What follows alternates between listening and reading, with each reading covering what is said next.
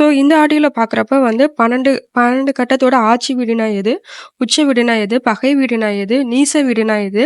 சம வீடு, மூல திரிகோணம், நட்பு வீடு. ஸோ இத பத்தி தான் நம்ம பார்க்க போறோம். ஒவ்வொரு கிரகமும் ஆ என்ன சொல்லுது? தன்னுடைய உச்சபட்சமான வேலையை எங்கு பண்ணுதோ, அதுதான் வந்து அதோட உச்ச வீடு அப்படின்ற மாரி சொல்லுவோம். அதே மாரி ஒவ்வொரு கிரகமும் தன்னுடைய காரகத்த முற்றிலுமா இழக்கிறத வந்து நீச வீடுன்னு சொல்லுவோம். ஸோ நட்பு வீடு அப்படின்னா, நல்லதும் இல்ல, கெட்டதும் இல்ல. மியூச்சுவல் அண்டர்ஸ்டாண்டிங்ல இருக்கலாம். எல்லாமே ஈவனா இருக்கும் அப்படின்ற மாரி இருக்கும். அதான் நட்பு வீடு. ஸோ எதிரி வீடுன்றது வந்து பார்த்தீங்கன்னா, நமக்கே சிலவங்கள பார்த்தா அந்த நெகட்டிவ் வைப்ரேஷனான சிலவங்கள பிடிக்கவே பிடிக்காது. ஸோ அந்த மாரி கிரகங்களுக்குள்ளயும் எனர்ஜி லெவல்ல வந்து வேற மாரி இருக்கறனால, அகெயின்ஸ்டா இருக்கனால சில கிரகங்கள் வந்து பார்த்தீங்க அப்படின்னா, பகை கிரகங்கள் அல்லது எதிரி எதிரி கிரகங்கள் அப்படின்னு நம்ம சொல்லுவோம். ஸோ பஞ்சாங்கத்துல பேக் சைடு பார்த்தீங்கன்னா, இது உங்களுக்கு ரொம்ப கிளியர் கட்டா இருக்கும்.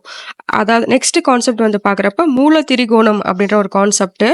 அதாவது காலபுருஷனுக்கு 9வது கட்டமான தனுசை மூலமாக வைத்து ஆ அடிப்படையாக கொண்டு வந்தது தான் மூல திரிகோணம். இது என்னன்றது நம்ம பின்னாடி பார்த்துக்கலாம். இப்போதைக்கு இந்த 2ஆம் நாள் வகுப்புல இப்படிலாம் ஒரு வார்த்தை இருக்கு. இந்த வார்த்தைக்கு இதுதான் மீனிங்ன்றது மட்டும் நீங்க எழுதி வச்சுக்கோங்க.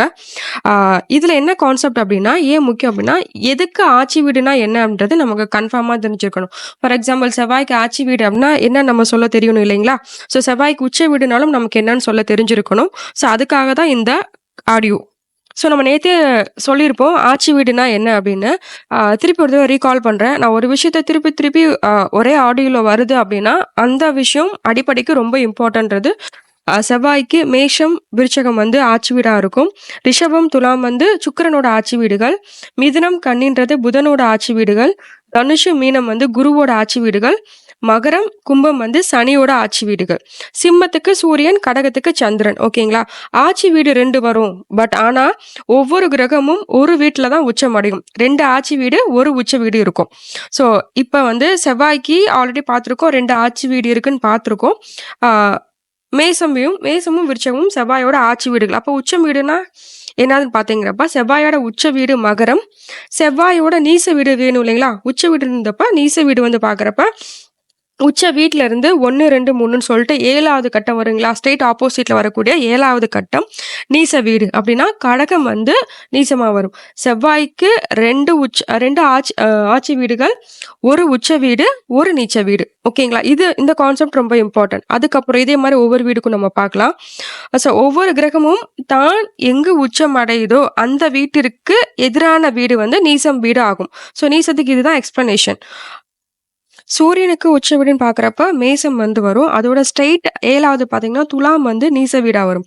ஸோ சூரியனுக்கு உச்ச வீடு வந்து மேசம், நீச வீடு வந்து துலாம். சந்திரனுக்கு உச்ச வீடு ரிஷபம், நீசம் வந்து விருச்சகம்.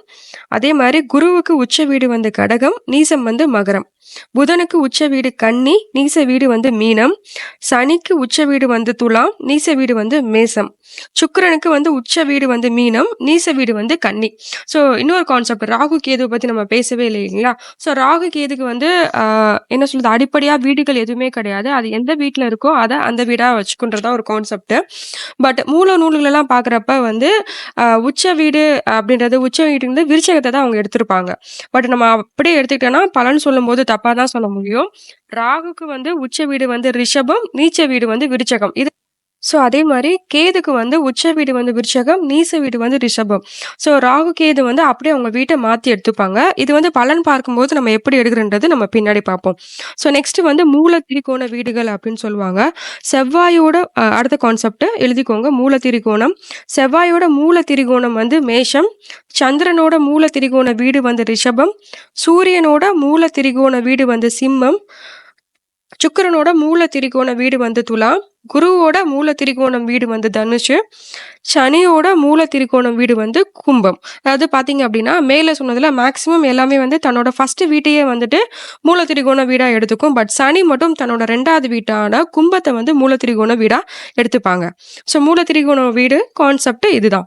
அடுத்து வந்து சம வீடு. சமன்றப்ப நமக்குன்னே தெரியும் இல்லைங்களா? ஸோ ஈக்குவலா லாபமும் கிடையாது, நஷ்டமும் கிடையாது. Friendly movement. அத வந்து சம வீடு அப்படின்ற மாரி சொல்லுவாங்க. நெக்ஸ்ட் பகை வீடு. பார்க்குறப்போ ஒரு சில கிரகங்களா பார்க்கப்ப 4 வீட கூட தன்னோட பகை வீடா எடுத்துக்கும். ஸோ பஞ்சாங்கத்துல இது வந்து கடைசி பக்கத்துல ரொம்ப ஈஸியா குடுத்துருப்பாங்க. செக் பண்ணி உங்ககிட்ட பஞ்சாங்கம் இருந்துச்சுன்னா, அத நீங்க பார்த்து கூட எழுதிக்கோங்க. அப்படி இல்லன்னா, நான் உங்களுக்கு இப்ப எடுத்து ஃபோட்டோ எடுத்து அனுப்பிச்சு விடுறேன். ஆனா ஒரு அடிப்படை ஜோதிடரா ஆகணும்னு நீங்க விருப்பப்பட்டீங்கன்னா, கண்டிப்பா உங்க கையில பஞ்சாங்கம் வேண்டும்.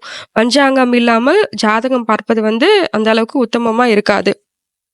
இப்ப நான் சொன்னதெல்லாம் ஒரு தனியா நோட்டு போட்டு எழுதிக்கோங்க. அதாவது ஒரே கட்டத்துல எல்லாத்தையும் எழுதாம, இப்ப ஆட்சி வீடுனா அதுக்கு தனியா ஒரு கட்டம் போட்டு எழுதிக்கோங்க. உச்ச வீடுனா அதுக்கு தனியா கட்டம் போட்டு எழுதிக்கோங்க.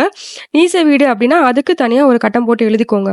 ஸோ அது மட்டும் தான் இங்க கரெக்ட்டா செட் ஆகும். நீங்க ஒரே கட்டத்துல எல்லாமே டம்ப் பண்ணணும் அப்டின்னா, பின்னாடி பார்க்கும்போது உங்களுக்கு படிக்கிறதுக்கு அவ்ளோ எளிமையா இருக்காது. நமக்கே வந்து பிடிக்காம போயிரும் அஸ்ட்ராலஜி. ஸோ இது இது வந்து பேசிக் கான்செப்ட். இதுல சின்ன சின்ன ட்ரிக்ஸ் எல்லாம் நான் சொல்றேன். ஸோ ஆட்சி வீடு, உச்ச வீடு, நீச்ச வீடுன்னு பேசிட்டு இருக்கோம் இல்லைங்களா?